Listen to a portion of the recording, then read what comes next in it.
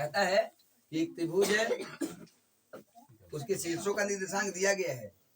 शीर्ष मान लो ए, बी और सी है, जिसमें प्रत्येक का निर्देशांक ए का निर्देशांक 4 और -6 है, बी का निर्देशांक 3 और -2 है, सी का निर्देशांक 5 और 2 है। अब इसे सिद्ध करना है कि इसकी जो माध्यिका होती है वो दो बराबर त्रिभुजों का निर्माण करती है। इसकी माध्यिका मतलब बीचों बीच काटने वाली रेखा। तो ये जो होगा माध्यिका मान लेंगे उसका डी है ना, एडी मान लेंगे कि त्रिभुज एबीसी की माध्यिका है। अब यहाँ हमको सिद्ध करना है कि यहाँ जो इधर जो त्रिभुज बन रहा है सो इधर एक त्रिभुज छोटा सा बना ना, और एक इधर त्रिभुज बन रहा है सो दोनों त्रिभुज का क्षेत्रफल क्या है, बराबर है। ये सिद्ध करना है।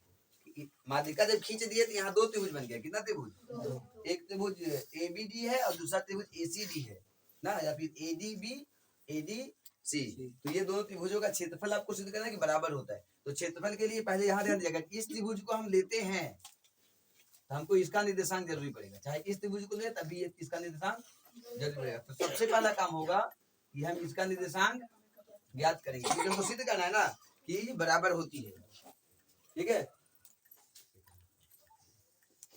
क्या क्या दिया वो पहले वो लिख लेंगे। दिया है कि त्रिभुज एबीसी में ए का निर्देशांक कितना है 4 और -6, बी का निर्देशांक जो है वो 3 और -2 है, और सी का जो निर्देशांक है 5 और 2 है। एक चीज दिया हुआ है कि एडी जो है उसकी माध्यिका है। एडी क्या है, त्रिभुज एबीसी की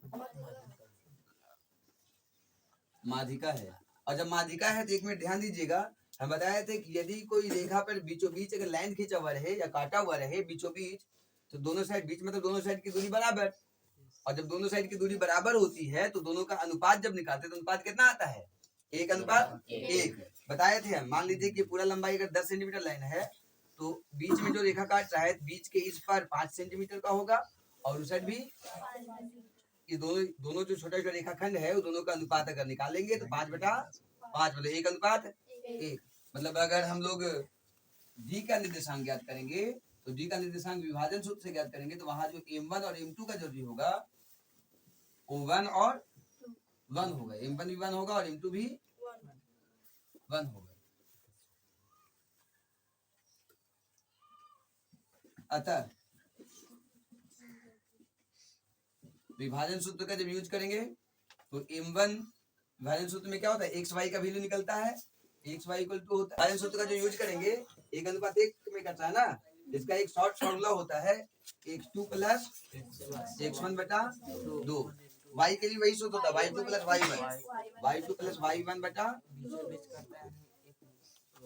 x2 x1। ये x1 हो गया, ये y1 हो गया, x2 y2। x2 का मान देखेंगे तो 5 है, x1 का मान 3 है बटा 2, y2 का मान 2 है, y1 का मान -2 है बटा, ये आ गया आपका 8/2, 0/2, 4 और 0। हमें डी का निर्देशांक मिल गया, डी का निर्देशांक मिल गया ना। अब जब डी का निर्देशांक मिल गया, डी का निर्देशांक आपका 4 और 0 आ गया, 4 0। तो सबसे पहले हम बताए कि हमको सिद्ध क्या करना है, हमें सिद्ध क्या करना है, area A D B equal to area A D C. ये सिद्ध करना है ना। तो ये सिद्ध करने के लिए हमको इसका क्षेत्रफल निकालना होगा और इसका भी क्षेत्रफल निकालना होगा। तो पहले हम लोग एरिया एडीबी का मान निकालते हैं। एडीबी वही त्रिभुज का क्षेत्रफल सूत्र से 1/2 into x1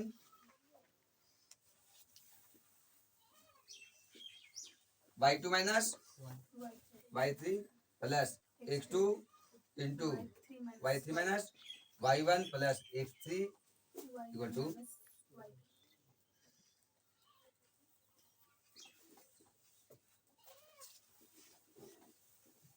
x1 y1 x2 y2 अपने से पहचान लीजिएगा। अब ये x1 y1 नहीं है आपका, हम त्रिभुज में लिए एबीडी के लिए, एडीबी के लिए। देखिए ये त्रिभुज ABD, x1 y1 x2 y2 x3 y3। चाहो तो यहाँ मान लिख भी सकते हो, और तुम्हें अपने ध्यान में रह सकता तो वैसे ही कर लोगे। x1 का मान 3 है, y2 जो है आपका 0 है, y3 जो है -6 है, x2 का मान 4 है, y3 का मान -6 है, माइनस y1 का मान -2 है, x3 का मान 4 है, y1 का मान -2 है और y2 का मान देखेंगे तो 0 है ना। सोल्व करेंगे 1/2, ये प्लस 6 हो गया, छेतिया 18, ये 4 है, माइनस +2, -6 +2 अगर करेंगे तो -4 आएगा। -4 को 4 से जब गुना करें तो कितना होगा? -16। ये -2 है, ये कितना होगा?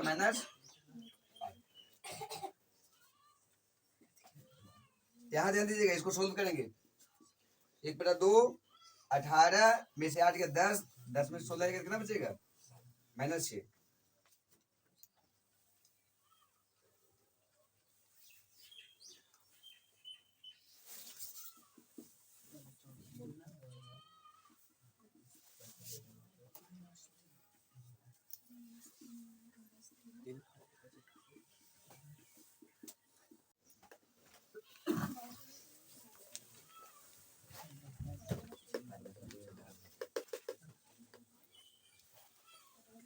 ठीक है, पुनः उसी प्रकार से दूसरा ये त्रिभुज का क्षेत्र निकालेंगे, एरिया एडीसी का मान, एडीसी का मान निकालेंगे तो क्षेत्रफल आपको मालूम है उसका सूत्र। अब की x1 y1 x2 y2 सब क्या होगा? चेंज होगा, क्योंकि ए डी सी ले रहे हैं तो कोई भी x1 कोई भी y1 लोगे चलेगा, जरूरी नहीं कि इसको ही x1 ले ले, यहाँ से लेते इसको x1 y1 ले लेते, ये वाला x2 y2 ले लेते, ये x3 और y3 ले लेते।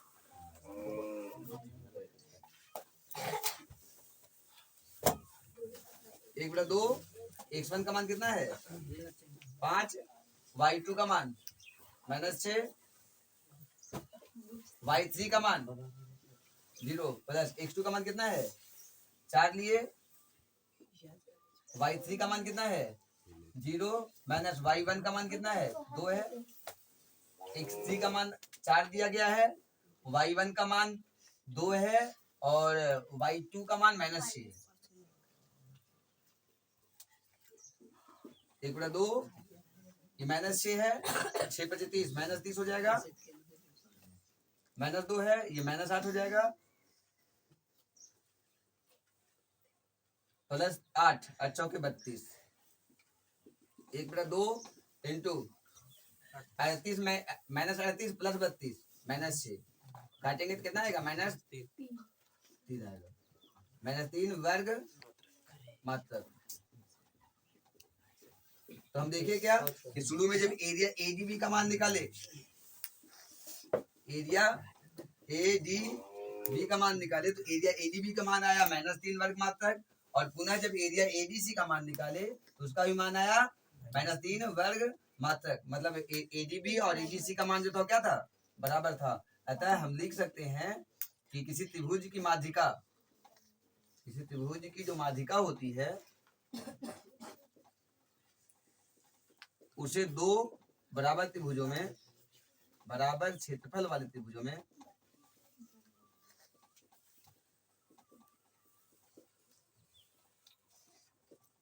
विभाजित करती है। हमें यही सिद्ध करना था ना, माध्यिका जो है क्या करती है? दो बराबर क्षेत्रफल वाले त्रिभुज में उसको विभाजित करती है। अतः ये हमारे